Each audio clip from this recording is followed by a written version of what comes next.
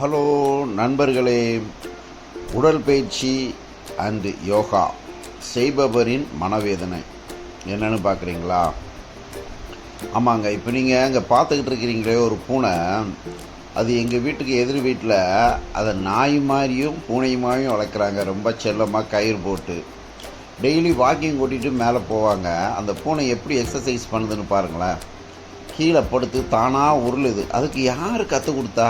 அது வீட்டில் கட்டி போட்டு டைமிங் சாப்பாடு குழந்த மாதிரி பார்த்துக்க. குழந்த மாதிரி இல்லை, இயற்கை வாழ்வு கெடுக்கிறதுனே சொல்லலாம். பாப்பா அது குழு கொழுன்னு இருக்குது. ரோட்டில் இருக்கிற பூனை அதை தேடி வந்தால் இது பயந்து சாகும். ஆனால் வீட்டிலே வளருது.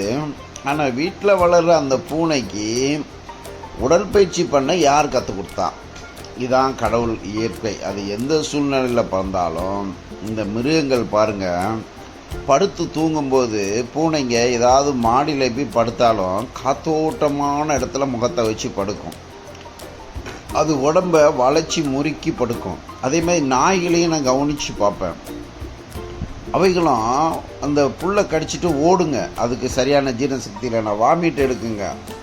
அப்புறம் பார்த்திங்கன்னா மண்ணை தோண்டி ஈரமான இடத்துல தன்னுடைய உடலை வச்சு படுத்து கிடக்கும். அப்புறம் அதுங்க ஓடி விளையாண்டுக்கிட்டே இருக்கும். ஒன்று கடித்து விளையாடும். நான் ஏற்கனவே வீடியோலாம் போட்டிருக்கேன். அதேமாரி மாடை கூட நான் கவனித்து பார்ப்பேன். அது கூட பாருங்கள், படுத்து தூங்கும்போது காலை ஒரு பொக்கிஷனாக வச்சு தலையை ஒரு பொக்கிஷனாக வச்சு தான் தூங்குங்க. அதுக்கப்புறம் அது எந்திரிச்சு போகும்போது தானாக எந்திரிச்சு அப்படியே உடம்பு ஒரு சிலுக்கும் கிடுக்கிட்டு அந்த சதையெல்லாம் அப்படியே காலை நீட்டி அப்படியே ஒரு பயிற்சி பண்ணிட்டு தான் போகும். அப்புறம் குரங்கை பார்த்துருக்கேன். ஒரு வாட்டி நான் சுருளி பால்ஸு போயிருக்கும்போது ஏகப்பட்ட குரங்குங்க இருந்துச்சுங்க. அவங்க கொட்டாயை விட்டுட்டு இந்த பல்லை வந்துட்டு மாதிரி கடித்து எக்ஸசைஸ் பண்ணுறது, கையை மூட்டுறதெல்லாம் நான் கவனித்து பார்ப்பேன். இப்படி ஒவ்வொரு மிருகங்களையும் தூங்கி எந்திக்கும் போது பார்க்கும்போது அதுக்கு உடற்பயிற்சி பண்ணுது. அதுக்கு இறைவன் இயற்கையாகவே கற்றுக் கொடுத்துருக்கோம். இப்போது மனுஷ லெவலுக்கு நாம் வருவோங்க. உடற்பயிற்சி யோகா செய்பவரின் மனவேதனை. ஆமாங்க, இப்போ நான் வீட்டில் இருக்கிறேன். எனக்கு அம்மா, அப்பா, தம்பி, தங்கச்சி, சித்தி, பெரியம்மா, மனைவி, மாமியார், மச்சினிச்சி, மச்சான் எல்லோரும் இருக்கிறோம். இப்போ எனக்கு 59 வயசு ஆகுதுங்க. நான் சிறு வயசில் முட்டாய் கடையை பார்த்தோன்னா, இல்லை மளிகை கடையை பார்த்தோம்னா கிராமத்தில் முட்டாய் வாங்கி சாக்லேட் திங்குன்னு ரொம்ப ரொம்ப ஆசைப்படுவோங்க. ஆனால் வீட்டில் பொருளாதாரமும் எங்கள் வீட்டில் காசும் தர மாட்டாங்க. அதனால் அப்படியே பார்த்துக்கிட்டு ஏங்கிக்கிட்டு வந்த நாட்கள்லாம் உண்டுங்க.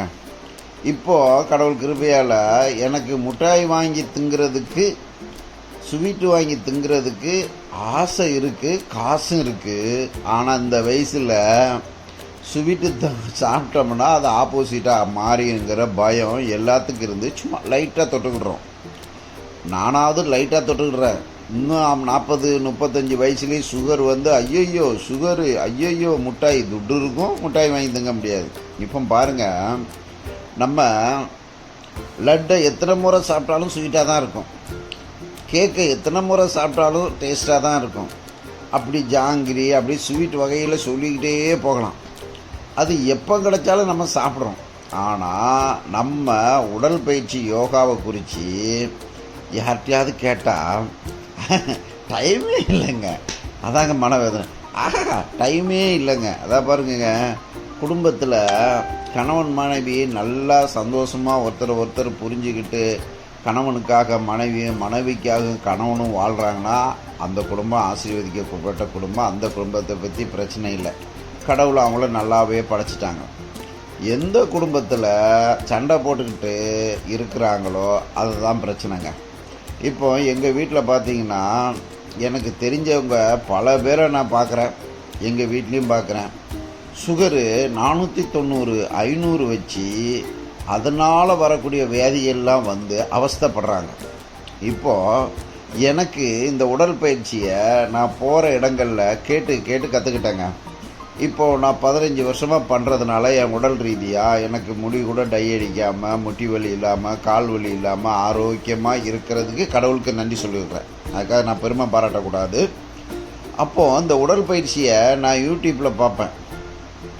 ஒவ்வொரு ஃபிசியோதெரப்பி டாக்டர் ஆகட்டும், இந்த உடற்பயிற்சியை செய்து பெனிஃபிட் எடுத்தவங்களும் அவங்க வேலை வெட்டி இல்லாமல் இந்த வீடியோ போடுறாங்க, அவங்கள நம்ம வாழ்த்துறோமா அதை பார்க்க மாட்டோம். எவன் பொண்டாட்டி எவனை கூட்டிகிட்டு போனால் எவன் எங்கே போனாங்கிறது யூடியூப்பில் வரும். அதை இன்ட்ரெஸ்ட்டாக பார்த்துட்டு அதை கதை பேசிக்கிட்டு அதை ஃபோனில் பேசிகிட்டு இருப்பாங்களே தவிர, இந்த ஸ்வீட் இப்போ என் கண்ணுக்கு தெரிகிறது, யார் நல்ல உடற்பயிற்சியை பற்றி சொல்லி கொடுக்குறாங்களோ அது எனக்கு ஒரு லட்டு மாதிரி உடனே உட்காந்து பார்ப்பேங்க. யார் நல்ல உணவு கட்டுப்பாடை பற்றி சொல்லி கொடுக்குறாங்களோ அது எனக்கு ஒரு நல்ல ஜாங்கிரி மாதிரி, அதை நான் நல்லா கேட்பேங்க. யார் நல்ல எண்ணங்களை சொல்லி கொடுக்குறாங்களோ யூடியூப்பில் அதை நான் சந்தோஷமாக பார்ப்பேங்க. அப்போ அதை பார்க்க பார்க்க பார்க்க சின்ன வயசில் எந்தெந்த ஸ்வீட்டை திங்கன்னு ஆசைப்பட்டனோ அதை விட டேஸ்ட்டாக இருக்குது இந்த உடற்பயிற்சியை பற்றி சொல்கிறதும், அதை விட டேஸ்ட்டாக இருக்குது இந்த உடற்பயிற்சி சொல்கிறது, உணவு கட்டுப்பாடை பற்றி சொல்கிறது, நல்ல எண்ணங்களை பற்றி சொல்கிறது. அவ்வளோ சந்தோஷமாக இருக்குது. அதனால் நான் சந்தோஷமாக இருக்கிறேன். இதெல்லாம் கேட்காதவங்க, இதெல்லாம் பார்க்காதவங்கள பார்த்து மனவேதனைப்படுறேங்க. வேறு உடற்பயிற்சி பண்ணுறதுனால சந்தோஷப்படுறேன். உடற்பயிற்சி பண்ணாமல் சோம்பேறியாக வாழ்கிறவங்கள பார்த்து, சோம்பேறின்னு சொல்லக்கூடாதுங்க, சோம்பேறிகளை பார்த்து கொஞ்சம் மனவேதனைப்படுறேங்க. இப்போது உடற்பயிற்சியை பற்றி சில பேர் எனக்கு நீங்கள் ஏதாவது வீடியோ இருந்தால் போட்டிருக்கீங்களா எனக்கு கொடுங்கலாம் அப்படிம்பாங்க. நானும் வீடியோ போட்டிருக்கேன், ஒரு 36 ஸ்டெப்பு எப்படி பண்ணணுன்ட்டு. அதை ஒரு சில பேர் பார்த்தாங்க, ஒரு சில பேர் போட்டிருக்கீங்களா நான் பார்க்குறேங்க, ஒரு 2 நாள் கழித்து அவங்கள பார்த்தீங்களா, நேரமே இல்லைங்க. ஆமாங்க, ஒரு நேரங்களில் இந்த வேதிக்கு அடிப்படை கடனா முன்னாடி ஒரு பாட்டு வரலாம், பட்டணத்து பொண்ணு எங்களின் லட்சணத்தை கண்டா பயப்படாமல் மஞ்சத்தாலி கட்டுகிறவன் உண்டா அப்படின்ட்டு. அதுக்காக நான் பட்டணத்தில் பிறந்த பெண்களெல்லாம் தப்புன்னு சொல்லுங்க, கிராமத்தில் பிறந்த பெண்கள் எல்லாம் புத்திசாலின்னு சொல்லுங்க. புத்திசாலியாக இருக்கிறவங்க கடவுள் படைச்சது, கடவுள் தான் சொல்லியிருக்காரு, அழகும் ஐஸ்வர்யமும் வீணு, அழகும் ஐஸ்வர்யமும் வீணு, புத்தியுள்ள மனைவியோ கர்த்தர் அருளும் ஈவு. எந்த ஒரு மனுஷனுக்கு புத்தியுள்ள மனைவியை கடவுள் கொடுத்துட்டாரோ, எந்த ஒரு மனைவிக்கு நல்ல பொறுப்புள்ள கணவனை கொடுத்துட்டாரோ அது கடவுள் செய்த கிருபை. அவங்க ஆசீர்வதிக்கப்பட்டவங்க ஆசீர்வாதமாக இருப்பாங்க, அதை பற்றி பிரச்சனையே இல்லைங்க. இப்போ ஆசீர்வாதம் இல்லாத மனைவி, ஆசீர்வாதம் இல்லாத கணவர். இப்போ ஒரு கணவர் வாழ்க்கையில் முன்னேறணும், நம்ம நல்லா இருக்கணும்னு ஆசைப்படுவார். ஆனால் அவர் மனைவியோட கனவுகளை ஆசைப்படுவார்னு கேட்டால் இருக்காது. ஏன்னா அது பொருளாதார பாதிக்கப்பட்டது. அவன் வர்றவன் ஒன்று மனைவிட்ட வரதட்சணை வாங்கலான்னு வருவான், மனைவிட்ட இங்கிலீஷ் கற்றுக்கலான்னு வருவான். மனைவி என்ன சொல்லுவா, நம்ம வந்துட்டோம்னா அப்படியே ஒரு புல்லட்டை வாங்கணும், அந்த புல்லட்டு மேலே உட்காரணும், தலை நிறைய பூவை வைக்கணும், இந்த காதில் செல்லை வைக்கணும், அந்த கையை மனம் மேலே போடணும், அவன் அப்படியே பைத்தியக்காரன் மாதிரி வண்டியை ஓட்டிக்கிட்டு போகணும், இவங்க அப்படியே ஸ்பீட் பிரேக்கு பார்த்து அப்படியே ஓட்டிக்கிட்டு போகணும். கனவுல தான் வருவாங்களே தவிர கணவனோட கஷ்டப்படணும், கணவனுடைய வாழ்க்கைக்கு நம்ம முன்னேற்றணும்னு வர்றவங்க ரொம்ப ரொம்ப கம்மி. அவங்கள பொறுத்தளவு அவங்க தேவைகள் சந்தோஷமாக இருக்கணும். சரி, அப்படியே கணவனுங்களை எடுத்துக்கிட்டாலும் அப்படியே நம்ம எப்படியே இருந்தாலும் இங்கே வந்ததுக்கு பிறகு நல்லா சென்டடிக்கணும், நல்ல காஸ்ட்லி ஷூ போடணும், நல்ல காஸ்ட்லி பேண்டு போடணும், அப்படியே மனைவி பின்னாடி உட்காந்துக்கிட்டு வரணும், அவங்க வீட்டிலேருந்து வாங்கி வாங்கி தரணும், அதை வாங்கிக்கிட்டு நம்ம அப்படியே வாழ்க்கையாக ஜாலியாக போகணுன்னு நினைக்கிறோம். வாழ்க்கையில் பிரச்சனை. ஏன்னா பணத்தை சம்பாதிக்கிறவங்க யாருமே ஈஸியாக சம்பாதிக்கிறது ரொம்ப ரொம்ப கம்மி. முன்னோர்கள் சொத்து இருந்தாலும் அவங்கக்கிட்ட போய் பார்த்தீங்கன்னா வீண் செலவில் குறைப்பவங்களாக இருப்பாங்க, இவன் வீண் செலவு பண்ணுறவனாக இருப்பான். அங்கே கணவனால் பிரச்சனை. அதே மாதிரி கணவன் வீட்டுக்கு மனைவியால் வர பிரச்சனை. ஒருத்தன் ஐஸ்வர்யனாக இருக்கானா அவன் வீண் செலவுகள்லாம் குறைச்சி நல்வழியில் இருந்தால் தான் அந்த குடும்பமே அந்த பணத்தை பாதுகாக்க முடியும். இல்லைன்னா அந்த பணங்கள் காலியாகிடும். இப்போ போன மனைவி நான் கல்யாணம் ஆகிட்டேன், நான் வீண் செலவு பண்ணணும், சந்தோஷமாக இருக்கணும் ஆசைப்பட்டால் அங்கே பிரச்சனை வரும். சரி, இது ஒரு பிரச்சனைங்க. உடம்பு பயிற்சியை பற்றி சொல்ல வரேங்க.